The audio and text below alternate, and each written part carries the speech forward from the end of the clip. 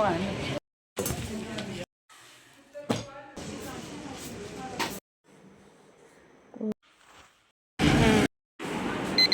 अस्सलाम वालेकुम। मैं उठ गई हूँ, 5:04 हो गए हैं। तो टाइम है नमाज का। मैं फ़्रेश वगैरह होके आती हूँ, आके नमाज़ पढ़ते हैं। नमाज़ फजर का एंड टाइम आजकल 5:50 AM है। तो अल्हम्दुलिल्लाह विद इन टाइम नमाज़ पढ़ के फ़्री होके अब कुरान पाक पढ़ने लगी हूँ। आज मेरा प्लान है कि सबसे पहले मैं सूरह कहफ़ की पहली 10 आयत पढ़ूँगी, क्योंकि आपको आजकल ना हर कोई दज्जाल के बारे में बात करता हुआ दिखाई देगा। तो बीइंग अ मुस्लिम हमारा इस चीज़ पर ऑब्वियसली बिलीव है कि अगर हम सूरह कहफ़ की पहली 10 आयत को हिफ्ज़ करते हैं या इवन डेली सिर्फ उनको रिसाइट कर लेते हैं तो हम दज्जाल के फितने से जो है ना वो महफूज रह सकते हैं। तो अल्लाह ताला हम सबको महफूज रखें दज्जाल के फितने से भी, कब्र के अज़ाब से भी। तो दूसरे नंबर पे हम सूरह यासीन आज पढ़ने लगे हैं, क्योंकि सूरह यासीन जो है ना अल्लाह ताला से आपकी हर मुश्किल आसान करवा सकती है, आपके सब बिगड़े हुए काम बनवा सकती है। आप कोई भी दुआ मांगें, कोई भी चीज़ अल्लाह ताला से मांगें, सूरह यासीन और दुरूद पाक पढ़ के आप मांगें ना तो वो आपकी दुआ फ़ौरन कबूल होती है। मेरा तो ये यकीन है और मैंने ये ऑब्ज़र्व किया अपनी लाइफ में। तो सूरह यासीन डेली बेसिस पे जो है ना वो पढ़ के अपने लिए भी, फैमिली के लिए भी दुआ करनी चाहिए। और डेली बेसिस पे जो है ना कुरान पाक अगर बहुत ज़्यादा नहीं तो कम से कम एक रुकू मस्ट पढ़ना चाहिए हमें। और अगर पढ़ने की मोटिवेशन नहीं मिलती ना तो सिर्फ ये चीज़ ज़हन में रखनी चाहिए कि जब क़यामत का वक्त आएगा ना तो कुरान पाक के अल्फाज जो हैं वो कुरान पाक में से उठा लिए जाएंगे, महफूज कर लिए जाएंगे। तो तब हमारे पास जो है ना कुरान पाक को पढ़ने का कोई टाइम नहीं बचेगा, तो हम नहीं पढ़ सकेंगे, हम बहुत पछताएंगे। उस पछतावे का वक्त आने से पहले पहले हमें चाहिए कि हम अपने रूटीन पे कुरान पाक को ज़रूर ऐड करें। ओके गर्ल्स, 5:50 हो गए हैं और हमारे घर के बिल्कुल सामने ये ग्राउंड है और सुबह सुबह का टाइम पे इतनी प्यारी महक और इतनी प्यारी ठंडी ठंडी सी हवा, और मतलब वो चीज़ यहाँ स्क्रीन पे नज़र आने वाली या बातों में बयान होने वाली है ही नहीं। मतलब मॉर्निंग वॉक का जो मज़ा है, और अगर ग्रीनरी हो ना तो मतलब जो ये मज़ा है ना वो मैं कैसे एक्सप्लेन करूँ। और इस ग्राउंड की दूसरी साइड पे ये जनाज़ का है और ये पीछे कब्रिस्तान है और यहाँ पे ग्रीनरी है। तो आप इस ग्रीनरी पे ना अल्लाह ताला को याद करते हुए, अपनी कब्र को याद करते हुए जो है ना वो तस्बीह याद कर सकते हैं और मॉर्निंग वॉक कर सकते हैं। परिंदों की आवाज़ें, ठंडी ठंडी हवा और पुरसुकून, दूर दूर तक आपको कोई नहीं नज़र आता।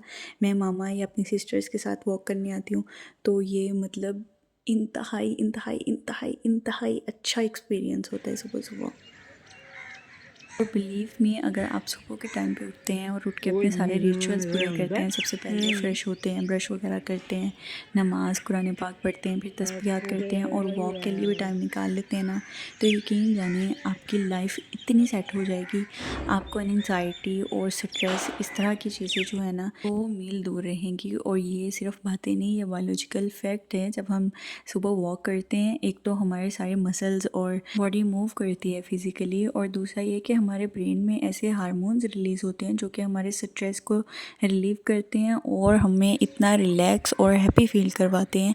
इनफैक्ट अगर ग्राउंड में पानी वगैरह ना हो, जैसा कि आज पानी लगा हुआ था तो मुझे जूता पहन के वॉक करना पड़ रही है साइड पे, पानी ना लगा हो तो ग्रास के ऊपर बेयर फुट आप वॉक करें तो आप इतना रिलैक्स फील करेंगे कि ये अल्लाह ताला की इतनी बड़ी नेमत है, हमें अंदाज़ा ही नहीं होता जब हम सो सो के सुबह गुजार रहे होते हैं। तो जी फाइनली मैं वॉक करके आ गई हूँ घर के अंदर। अभी भी अंधेरा है, बाहर तो बहुत अच्छी रोशनी है, तो बहुत मज़ा आया मुझे वॉक करने का। 6:25 हो गए हैं। जल्दी जल्दी से टू डू लिस्ट मैंने तैयार कर ली है आज के दिन में। जो मेन इंपॉर्टेंट काम है वो है आज मार्केट जाना है, 2 ड्रेसेस रिक्रिएट करने हैं, आमना के हेयर कट करवाना है, हील्स चाहिए आमना को अगर अच्छी मिल जाए तो, मेरा खुजा देखना है, कुछ कॉस्मेटिक की चीज़ें भी परचेज़ करनी है और रात को बैठ के डिस्कशन करनी है और एक लिस्ट बनानी है रूम मेकओवर के लिए कि हमें क्या चीज़ें चाहिए। और भाई साहब आज रैकेट्स खेलने के लिए भी इंशाल्लाह टाइम किसी तरह से अरेंज करना है, क्योंकि दिन भर बिज़ी में ना हमारा ये वाला जो पार्ट है वो हमेशा स्किप हो जाता है। बहुत दिनों से सोचा हुआ है कि हम बहनों ने रैकेट्स खेलने हैं, बैडमिंटन खेलना है, लेकिन टाइम ही नहीं मिलता। देखते हैं आज मिलता है कि नहीं मिलता। ओके जी, फर्स्ट थिंग फर्स्ट, बेबी के उठने से पहले पहले मैं जल्दी से फ्रेश अप हो रही हूँ। मैंने ड्रेस को प्रेस कर लिया है, इसको चेंज करके थोड़ा सा लाइट सा मेकअप कर लूँगी घर के लिए और कंघी शंघी करके अपना ना हुलिया अच्छा सा बना लूँगी जब तक कि मेरा बेबी उठ जाए। फिर ऑब्वियसली बेबी के साथ बिज़ी हो जाऊँगी। बस आई रियली डोंट लाइक कि हम लोग मॉम बनने के बाद बेबीज़ के लिए इतना बिज़ी हो जाते हैं कि हम सेल्फ केयर या फिर मी टाइम को बिल्कुल ही भूल जाते हैं। तो ऐसा बिल्कुल नहीं करना। मैं चेंज करके आती हूँ 1 सेकंड में। ओके ब्रो, फटाफट से चेंज कर लिया, बहुत फ्रेश फील कर रही हूँ अल्हम्दुलिल्लाह। और इधर ही बेबी साहिब भी उठ गए हैं तो अब उनको पैम्पर करने का टाइम है। Bye bye for a minute, अभी मैं पैम्पर करके आती हूँ ज़रा।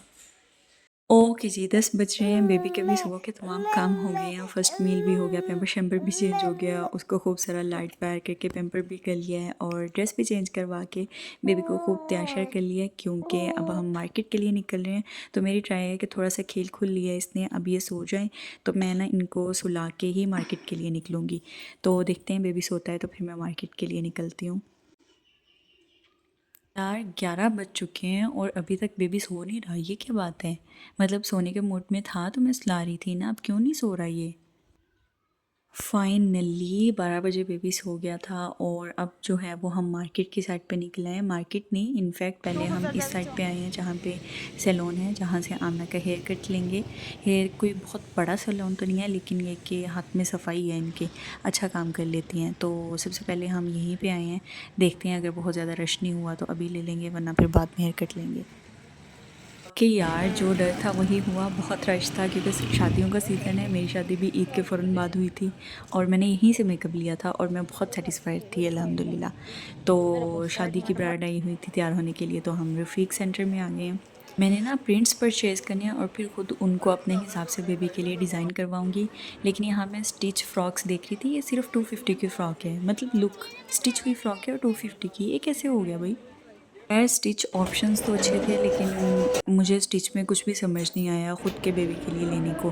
तो थोड़ा सा कैश निकलवाया। अब हम एक अहम मिशन यहाँ पे करने के लिए मौजूद हैं। को याद होगा कि हमने आज की टू डू लिस्ट में ना एक ये भी चीज़ ऐड की थी कि रूम मेकओवर के लिए लिस्ट प्रिपेयर करनी है। तो हमने यहाँ से एक मिरर देखना था जो कि ये वाला मिरर है और हमने एक दो प्लांटर्स देखे हैं। अच्छा, ये जो मिरर हमने अभी देखा है ना, ये अंकल ने उठा के मार के दिखाया है, मतलब ये अनब्रेकेबल मिरर है। तो मुझे तो अच्छा लगा है, हम इसको आई थिंक अपनी लिस्ट में ज़रूर ऐड करेंगे। ओके ब्रो, ये वाली हील हमें पसंद आ गई है, ट्रांसपेरेंट और साथ में पिंक। लेकिन मसला ये है कि इसमें हमारा जो है ना आमना का साइज़ अवेलेबल नहीं है। आमना के छोटे छोटे से पाँव हैं और उसमें छोटा साइज़ अवेलेबल नहीं है। ये ब्लैक वाला अवेलेबल है जो हमें अच्छा नहीं लग रहा।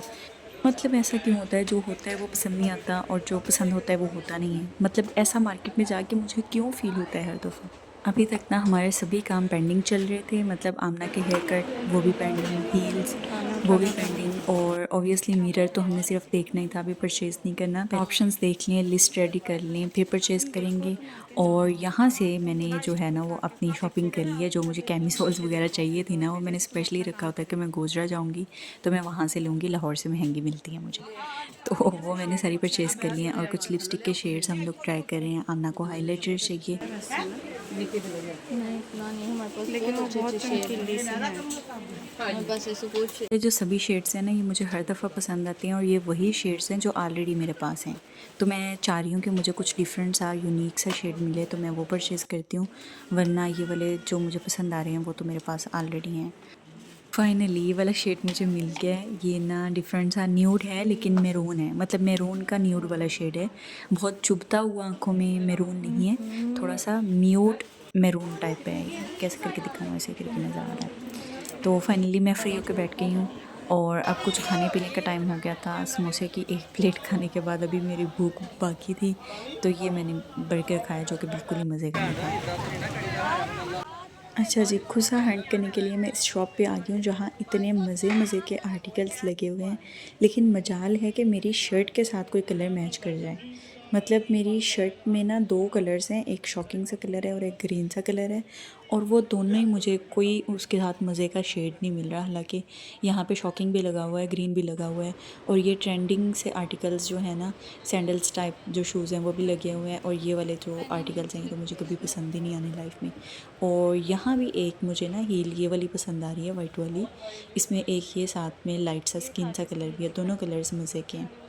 लेकिन देखते हैं इसमें साइज़ मिलता है कि नहीं मिलता। ये वाली हिप सही है। अच्छा जी, आज आमना के नसीब में जो है ना वो हील्स नहीं है। ये वाइट हील्स भी बहुत अच्छी थी। एक तो ये पाँव में सूट नहीं की और दूसरा ये कि इसमें भी आमना का जो है ना वो साइज़ हमें नहीं मिला। अच्छा, इसमें ये रेड वाला और ब्लैक वाला भी मुझे दोनों अच्छे लग रहे हैं। खैर, वाइट वाला चाहिए और उसमें साइज़ नहीं मिला। अब कम्फी शूज़ पे ये ट्राई किया है, ये बिल्कुल भी अच्छा नहीं लगा, तो मेरा ख्याल है हील तो आज नहीं ली जाएगी। हील को छोड़ें, आमना के हाथ में ये बैग देखें जिसमें सुपर प्रिंट्स और सारी खाने पीने वाली चीज़ें ऐड हैं। क्योंकि हमें जूता तो कोई अच्छा मिला नहीं है, लेकिन हम एक शॉप पे जाके ना डिब्बे के डिब्बे जो हैं वो रीस्टॉक कर रहे थे। ओके जी, फाइनली वी आर हेयर, जहाँ पे हमें बेबी के लिए इतने मज़े मज़े के प्रिंट्स मिल गए हैं अल्हम्दुलिल्लाह। पहले मैं ना दूसरे प्रिंट्स में देख रही थी, तो मुझे पता चला कि इनके पास स्पेशली अलबारिक मॉल पे 3rd फ्लोर पे स्पेशली जो है ना वो किड्स सेक्शन भी है, जहाँ पे बच्चों के लिए आपको अच्छे प्रिंट्स मिल जाते हैं।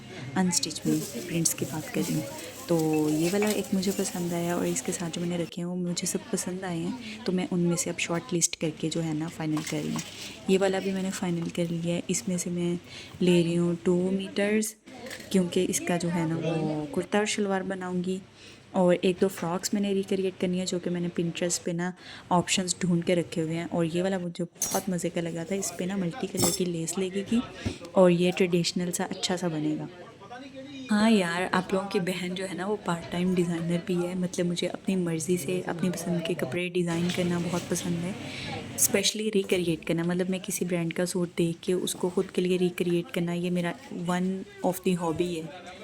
ये वाला स्टफ़ ना बहुत मज़े का है, बीच में थोड़ी-सी शाइन है इसमें, ये पास से देखें तो नज़र आएगी। तो ये मुझे भी और मेरी सिस्टर आमना को भी दोनों को बहुत पसंद आ गया है, तो हम इसको खुला-डुला कपड़ा ले रहे हैं, क्योंकि जो हमने फ़्रॉक रिक्रिएट करनी है ये उसके साथ भी थीम जा रहा है, और जो मेरी शर्ट और शलवार रिक्रिएट करनी है उसके साथ भी थीम जा रहा है। तो फॉर आमना हम ना फ़्रॉक के साथ प्लेन फैब्रिक लेंगे मैरून कलर में मैच करके, और मेरे लिए जो है ना हमें चाहिए एक स्किन कलर का प्रिंटेड टाइप का ट्राउज़र। तो अच्छा, फाइनली हमें सारे प्रिंट्स और फैब्रिक हमारी चॉइस के अकॉर्डिंग मिल गए हैं। मैं कुछ बेडशीट्स देख रही हूँ और ये जनाब हमारा बिल बन गया है, जिसको हम जो है वो पे करके अब अपने प्रिंट्स ले लेते हैं। अच्छा, मैंने ना यहीं से लेसेस भी मैच कर ली हैं, ताकि मुझे बाहर जाके फिर दोबारा से इस काम पे टाइम ना लगाना पड़े। और बेडशीट मुझे कोई खैर पसंद नहीं आई, बिल पे करके फ़ौरन नीचे जाती हूँ। वेट, ये वाली फ़्रॉक ना मुझे अच्छी लग रही है, लेकिन मैं इसको स्टिच फॉर्म में नहीं लूँगी। आई थिंक जो मैंने ब्लैक वाला फैब्रिक लिया है उसके लिए, या फिर किसी और फैब्रिक के लिए भी ये वाला डिज़ाइन सही जाएगा। तो मैं इसको ज़रा कैप्चर कर लेती हूँ, क्योंकि इसको फिर हम रिक्रिएट कर सकते हैं। किनारी लेस लगी हुई है और चुनटे डाल के ना इसको फ्लेयर दिया हुआ है, तो काफ़ी अच्छा लग रहा है। ये सभी प्रिंट्स भी परचेज़ कर लिए हैं और जो भी काम थे मोटे मोटे वो हो गए हैं। अब हम वापस सैलून में आ चुके हैं कटिंग के लिए। शुक्र अल्हम्दुलिल्लाह, अब रश नहीं था। कटिंग में ना मुझे होता है कि तसल्ली से बैठ के, वैसे मेकअप भी कुछ भी सैलून से सर्विसेज लेनी हो ना तो तसल्ली से बैठ के काम हो, ताकि फिर बाद में पछताना ना पड़े। और बालों का काम तो सबसे ज़्यादा रिस्की होता है, तो कोई भी रिस्क नहीं लेने का। तो या अल्हम्दुलिल्लाह अब ये काम भी हो जाएगा, तो हम फ़ौरन से घर वापस जाएंगे। जिस रूम की बात हो रही थी मेकओवर के लिए, वो ये रूम है जिसकी चारों साइड्स पे जो है ना वो वॉल ग्रेस हो चुका है, और इसकी सीलिंग इससे पहले हो चुकी थी ऑलरेडी। मैं ना इसका मेकओवर की वीडियो में इसकी सारी प्राइसिंग और ये वो सब कुछ टैग करूँगी। तो ये इसके वॉल ग्रेस है जो कि चंद दिन पहले हुई है, और ये बहुत नफासत से जो है उन्होंने की है। कहीं पे भी इसकी ना पट्टियों वाली बनी है, बल्कि ऑल ओवर एक ही साइड में एक ही पेज में ना पूरी दीवार उन्होंने कवर की है, और बहुत नफासत से काम किया है। जो हमारा काम अब रहता है इसमें, ये वाला मैंने एक झूला रखा हुआ है जिसमें ऑब्वियसली बेबी लेटता है। ये जो काम रहता है ना वो बेसिकली ये है कि हमने कारपेट बिछाना है, और ये वाला टेबल कवर मैं आज लेके आई हूँ, जिसको मैं बिछा के देख रही थी, इसको मैच करके देख रही थी। वॉल के साथ ना मैच हो रहा है, स्किन और ब्राउन इसमें कलर है और स्किन और ब्राउन ही इसमें कलर है। और ये वाला जो सोफ़ा है ना वो हमने यहाँ से हटाना है, या तो इसकी पोशिश न्यू करवाएंगे या फिर शायद सोफ़ा हम चेंज करेंगे, ये ऑब्वियसली बजट पे डिपेंड करता है। और यहाँ पे कुछ चार्म्स वगैरह ऐड करने हैं, कुछ मिरर और कुछ प्लांटर्स वगैरह ऐड करके, मतलब इस रूम को जो है ना वो हम कंप्लीट करेंगे। आई थिंक ये दोनों साइड्स पे हमारे पास ना जगह अवेलेबल है, और एक ये वाला कोना भी अवेलेबल है। तो मिरर यहाँ पे और प्लांटर जो है ना वो यहाँ पे किसी भी तरीके से एडजस्ट हो जाएगा। और ये वाली हमने जो जगह है ना एडजस्ट करना है, कहीं पे बहुत एक्स्ट्रा फर्नीचर और कहीं से बिल्कुल खाली, इस तरह का बिल्कुल भी नहीं लगना चाहिए। तो जी काफ़ी हद तक मशवरा हो गया और लिस्ट हमारी रेडी होगी, ये काम होगा बाद में। अभी फ़िलहाल जो है ना वो हम देखते हैं जो ड्रेस रिक्रिएट करने हैं उसके ऑप्शंस। एक तो मैंने ये फ़्रॉक देखी है जिसमें खुला ढुला घेर है और नीचे जो है ना वो अलग से थोड़ा सा पैच कपड़े का ऐड होगा और ऊपर लेस वगैरह लगेगी और गले का इसका डिज़ाइन बहुत मज़े का सिंपल सा लग रहा है। तो या तो फिर हम इसको रिक्रिएट करेंगे या मेरे पास ये वाला ऑप्शन भी है। ये वाला ऑप्शन इनफैक्ट मुझे ज़्यादा पसंद है लेकिन मेरी सिस्टर को दूसरा ऑप्शन ज़्यादा पसंद आया है। तो इसमें हम ना ये वाली जैकेट तो स्किप कर सकते हैं लेकिन बाकी सेम ही रखेंगे। और फॉर शलवार कमीज़ ये वाला है, हमने ये रिक्रिएट करना है। स्किन कलर का और ब्राउन कम्बिनेशन में हमें प्रिंट भी अल्हम्दुलिल्लाह सेम मिल गया और शर्ट का हमने वो मैरून लिया जो मैंने वीडियो में दिखाया है। तो ये वाली चीज़ें इंशाल्लाह रिक्रिएट करनी है। और बेबी के लिए भी मैंने कुछ ऑप्शंस देख रखे हैं। एक तो जो है वो शर्ट और शरारा है जिसके लिए मैंने स्पेशल जो है ना ब्रिक लिया है और साथ में लेसिस वगैरह परचेज़ किए हैं और कुछ कुर्ता शलवार मैं डिज़ाइन करूँगी और कुछ फ्रॉक्स वगैरह भी।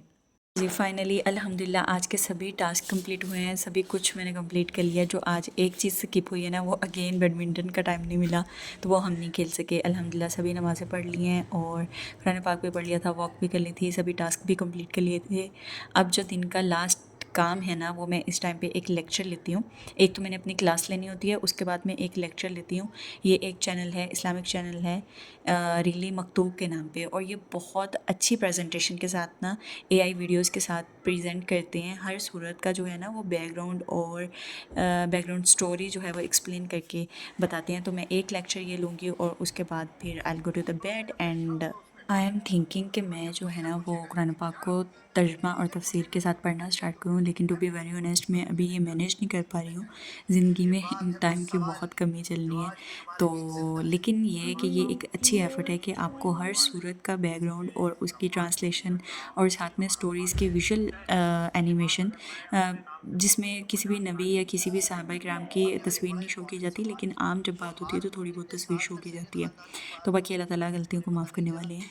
तो ये बताया जाता है। तो मुझे जो है ना वो इस चैनल से बहुत हेल्प मिल रही है और बहुत मज़ा आ रहा है। जो बचपन में स्टोरीज़ जो पेरेंट्स ने सहाबा किराम की और अंबिया किराम की सुनाई थी ना वो दोबारा से सुनने को मिल रही हैं और एक एक वर्ड की ट्रांसलेशन मिल रही है। कायनात उस पर डिपेंड करती है और क्योंकि वो यूनिक है इसलिए न उसका कोई बेटा है न तो वो किसी का बेटा। अल्हम्दुलिल्लाह इस चीज़ से ना मुझे बहुत फ़ायदा हो रहा है और बहुत मज़ा आ रहा है। तो ज़िंदगी टाइम दे तो इंशाल्लाह जल्द ही कुरान पाक की ट्रांसलेशन भी स्टार्ट करूँ। इस सब रूटीन के बीच में जो है वो बेबी की रूटीन को भी मैनेज किया था और जब मैं मार्केट गई थी तो पीछे ऑब्वियसली मामा ने बेबी को देख लिया था। बेबी के सॉलिड्स, उसका नैप टाइम, उसका प्ले टाइम, ये सब कुछ भी इन सभी चीज़ों के साथ साथ मैनेज करना होता है। और मुझे ना बेबी के टॉयज़ के साथ खेलने का भी बहुत मज़ा आता है।